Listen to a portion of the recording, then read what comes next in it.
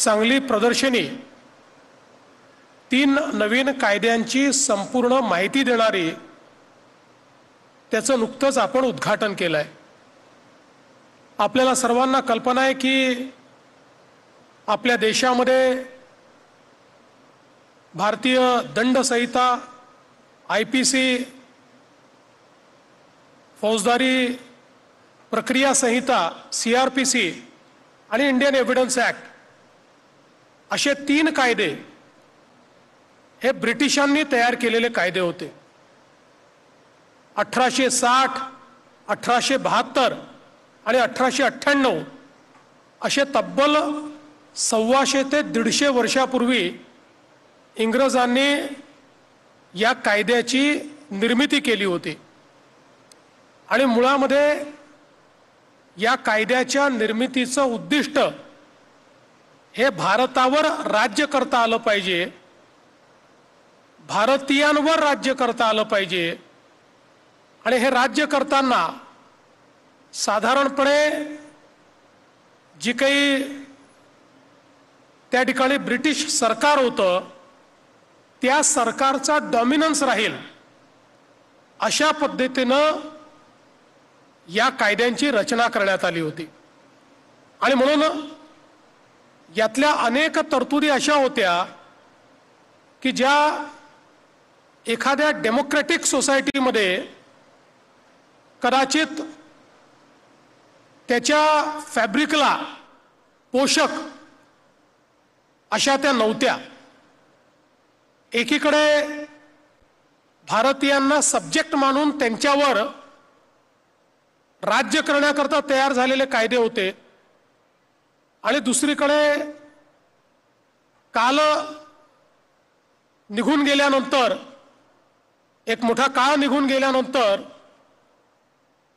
समाजामध्ये आलेलं परिवर्तन होतं, लोकांच्या सामाजिक स्टेटसमध्ये आलेलं परिवर्तन होतं, गुन्ह्यांच्या पद्धतीमध्ये आलेलं परिवर्तन होतं, तंत्रज्ञानामुळे गुन्हे घडवणं आणि गुन्हे पकडणं याच्यामध्ये असलेलं परिवर्तन होतं। या सगळ्या परिवर्तनांना देखील अनुकूल अशा प्रकारचे कायदे करणं हे आवश्यक होतं आणि म्हणूनच माननीय प्रधानमंत्री नरेंद्र मोदीजी यांच्या नेतृत्वात देशाचे गृहमंत्री श्री अमित भाई शाह यांनी 3 नवीन कायदे हे संसदेमध्ये मंजूर केले। कायद्यांची नावं बघितल्यानंतरच आपल्या लक्षात येतं की डेमोक्रॅटिकली इलेक्टेड सरकार, लोकशाही मध्ये निवडून गेलेलं सरकार हे जनतेचं ट्रस्टी असतं, ते जनतेचं शासक नसतं। त्यामुळे सोसायटीमध्ये ऑर्डर आणणं एवढंच त्याचं काम असतं। अशा पद्धतीतून या कायद्यांची नावंही बदलली गेली, त्याच्या तरतुदी बदलल्या गेल्या आणि मग दंड संहिता ही भारतीय न्याय संहिता झाली, जी फौजदारी प्रक्रिया संहिता होती ती नागरिक सुरक्षा संहिता झाली आणि अर्थातच इंडियन एव्हिडन्स ऍक्ट मध्ये जे काही नॉन ऍडमिसिबल अशा अनेक गोष्टी टेक्नॉलॉजीने आपल्याला ते टूल्स दिले होते पण ते ऍडमिसिबल नव्हते, तेही ऍडमिसिबल होण्याच्या संदर्भात भारतीय साक्ष संहिता असे 3 कायदे या ठिकाणी तयार करण्याचं काम झालं। आज आपण पाहतोय की ही जी प्रदर्शनी आहे या प्रदर्शनीमध्ये क्रिमिनल जस्टिस सिस्टीम मधलं एक पूर्ण सायकल दिलेलं आहे। एक क्राइम घडल्यानंतर त्याची सूचना आल्याबरोबर आता नवीन पद्धतीनं आपण कशा पद्धतीनं तो जिओ लोकेशन हे फेन्स करून तात्काळ त्या ठिकाणी आपल्या व्हॅन्स डिस्पॅच करतो, त्यामुळे पोलीस वेळेत त्या ठिकाणी पोहोचू शकतात। आपल्या समोर सगळ्यात मोठा प्रश्न अनेक वर्ष असा होता की गुन्हेगाराला पकडल्यानंतर गुन्हेगार सुटायचा याचं कारण मोठ्या प्रमाणात आपले साक्षीदार होस्टाईल व्हायचे, चेन ऑफ एव्हिडन्स जी आहे ती योग्य प्रकारे प्रिझर्व केलेली नसायची, फॉरेन्सिक आणि टेक्निकल एव्हिडन्स हा ज्या प्रकारे ॲप्रिशिएट केला गेला पाहिजे तो आपण करू तो त्या पद्धतीने आपण करत नव्हतो. आणि म्हणून अनेक वेळा मोठ्या मोठ्या गुन्ह्यांमध्ये देखील गुन्हेगार सुटायचे. आपण जर बघितलं तर 2013 साली आपला रेट ऑफ कन्व्हिक्शन हा 9% होता, 9. म्हणजे 100 गुन्हे नोंदवल्यानंतर किंवा प्रॉसिक्युशनला गेल्यानंतर 91 लोक त्यातनं सुटायचे. आज आपण 53% पोहोचलो आहोत. अजूनही चांगलं आहे पण खूप चांगलं नाही आहे. म्हणजे 9%हून 53%वरचा आपला प्रवास गेल्या 10 वर्षातला अनेक आपण वेगवेगळ्या पद्धतीनं त्या ठिकाणी जे काही निर्णय केले, विशेषतः 14 शासन निर्णयातनं आपण 53% आता पोहोचलो आहोत. पण हे जे नवीन कायदे तयार झालेले आहेत हे नवीन कायदे आपल्याला 90% नेऊ शकतात अशा पद्धतीची या कायद्यांनी व्यवस्था उभी केली आहे. आणि म्हणून मग कॉल डिस्पॅच झाल्यानंतर एव्हिडन्स कलेक्शन झाल्यानंतर त्या ठिकाणी आता सगळ्या गोष्टींचे आपण प्लॅटफॉर्म्स तयार केलेले आहेत. आपण त्याच्यात बघू शकतो की कशा प्रकारे वेगवेगळ्या आपल्या डेटाबेसेसचा उपयोग करून आपण फिंगरप्रिंट्स मॅच करू शकतो, फेस मॅच करू शकतो, DNA मॅचिंग करू शकतो. म्हणजे पूर्वीच्या काळात एका राज्यात गुन्हा करून दुसऱ्या राज्यात पळून गेल्यानंतर तो गुन्हेगार कधीच सापडायचा नाही. पण आता ऑल इंडिया डेटाबेसेस तयार झाल्यामुळे पटकन आपल्याला त्या डेटाबेसेस मॅच करता येत आहेत आणि त्यांना आपल्याला शोधून काढता येत आहे. आता तर महाराष्ट्रासारख्या राज्यामध्ये जवळपास सगळी शहरं ही आपली CCTVच्या कव्हरेजमध्ये आल्यामुळे आणि अनेक ठिकाणी फेस रिकग्निशनचे कॅमेरे आहेत, वेगवेगळ्या पद्धतीच्या आपल्याकडे टूल्स आहेत, त्यातनं आपण लवकर आरोपीला पकडू शकतो. आणि या सगळ्या प्रक्रियेमध्ये पूर्वी आपल्याला कल्पना आहे की मेडिको लिगल केसेसमध्ये खूप वेळा मेडिकल एव्हिडन्समध्ये टॅम्परिंग व्हायचं, वेळेवर त्या ठिकाणी रिपोर्ट्स यायचे नाहीत. या सगळ्या गोष्टी आता आपल्या या प्लॅटफॉर्म्सवर आल्यामुळे त्या ठिकाणी जी काही कागदपत्र आहेत ती डायरेक्ट त्या ठिकाणी आपल्या व्यवस्थेमध्ये जातील आणि मेडिकल कॉलेज असेल किंवा जी काही आपली हॉस्पिटल असतील त्यांनाही त्या संदर्भातले रिपोर्ट हे त्या ठिकाणी व्हर्च्युअली पाठवण्याची आता सगळी व्यवस्था झाल्यामुळे या सगळ्या गोष्टींमध्ये जो काल अपव्यय व्हायचा आणि त्याहीपेक्षा ह्युमन इंटरव्हेन्शन असल्यामुळे टॅम्परिंग व्हायचं ते देखील होण्याची आता शक्यता उरलेली नाही. त्यासोबत प्रॉसिक्युशनमध्येही आता खूप बदल आपण केलेले आहेत.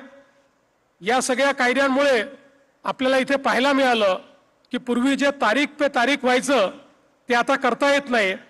आता जर त्या ठिकाणी डिफेन्सने 2 पेक्षा जास्त वेळा ॲडजमेंट मागितली तर प्रॉसिक्युशनला ऑब्जेक्शन घेता येतं आणि त्या केसमध्ये जी काही तारीख आहे ती पुढची तारीख मिळणार नाही असं माननीय न्यायालय सांगतं आणि त्यातनं वेळेत एखाद्या केसचा निकाल लावणं हे शक्य आहे.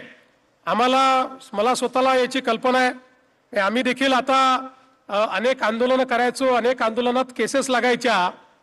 मला आठवतं की 1990 साली माझ्यावर जी केस लागली होती त्या केसमध्ये चार्जेस फ्रेम झाले 2010 साली आणि केस अगदी छोटीशी कुठल्या तरी आंदोलनाची केस होती. त्यामुळे एक प्रकारे न्यायालयाचाही वेळेचा अपव्यय, तोपर्यंत त्या पोलीस स्टेशनमधले सगळे लोक रिटायर झालेले असल्यामुळे त्याचा रेकॉर्डही सापडत नाही, अशा प्रकारची अवस्था.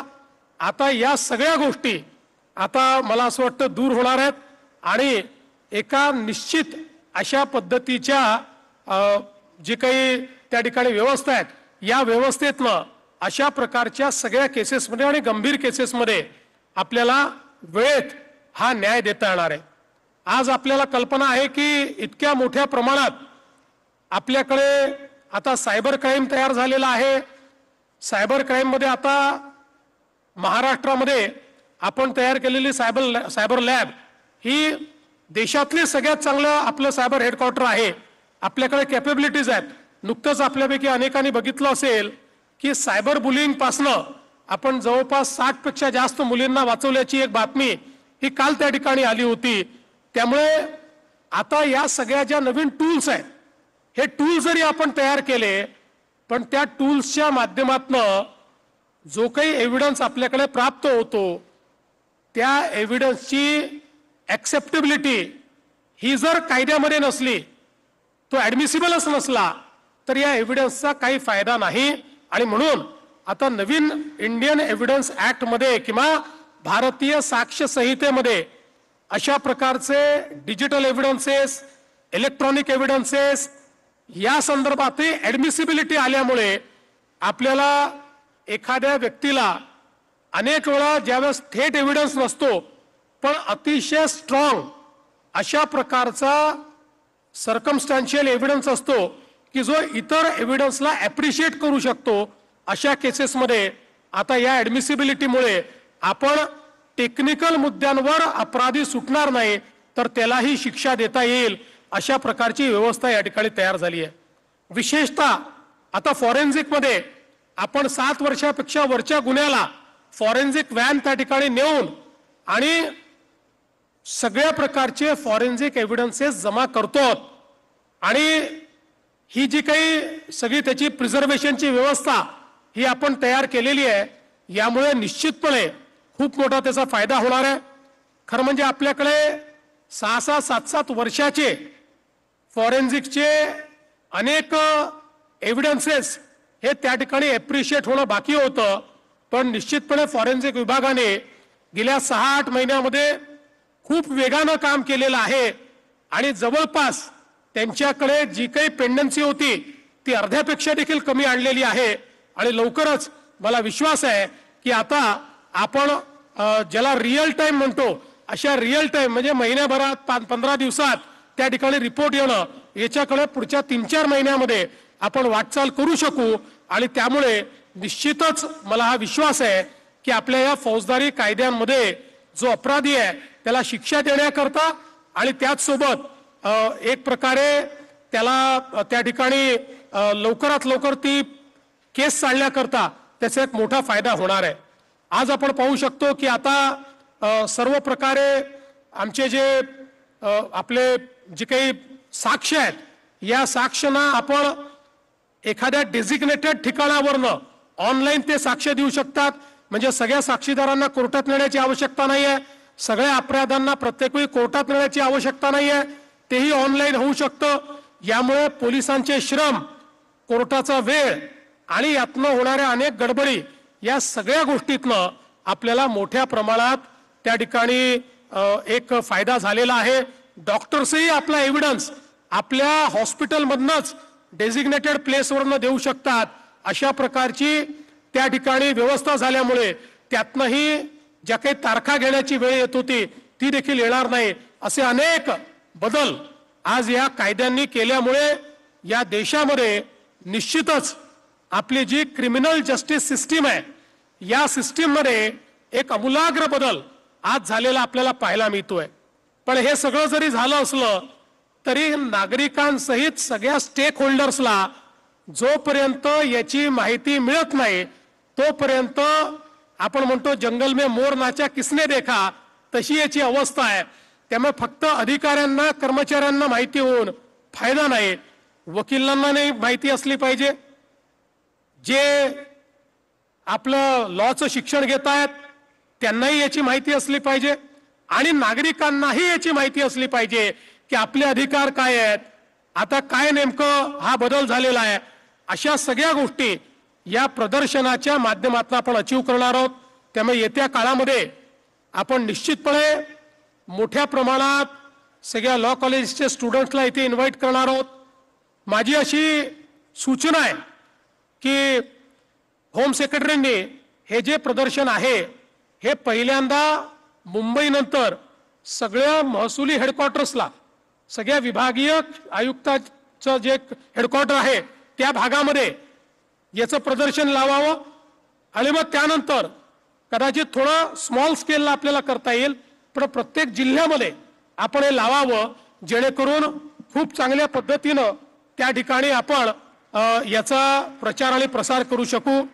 मी खरं म्हणजे होम विभागाचं आणि आपल्या सगळ्या पोलीस यंत्रणेचं अतिशय मनापासून अभिनंदन करतो की नवीन कायदे आल्यानंतर आपण वेगाने त्याचं अडॅप्टेशन केलं, वेगाने सगळ्या लोकांचं ट्रेनिंग केलं. आज 60 दिवसात जिथे आपल्याला चार्जशीट पाठवायची आहे तिथेही अतिशय चांगल्या पद्धतीनं आपण ती चार्जशीट पाठवतो. 90 दिवसात जिथे पाठवायची आहे त्याचाही स्कोर आपला अतिशय चांगला झालेला आहे. सगळ्या प्रकारच्या डेटाबेसेसमध्ये आपण देशामध्ये पहिल्या 2-3 राज्यांमध्ये आता आलेलो आहोत. त्यामुळे मला असं वाटतं की एक चांगली अशा प्रकारची सुरुवात आपण केलेली आहे. महाराष्ट्रामध्ये आपण पोलिसांमध्येही खूप बदल केलेले आहेत. 1960 साली ज्या पोलिसांच्या रिक्रुटमेंटचे नियम तयार झाले ते 60 नंतर कधी बदलले नव्हते, आकृतीबंध बदलला नव्हता. हा सगळा 2023 साली आपण त्या ठिकाणी जवळपास 60-62 वर्षानंतर बदलला.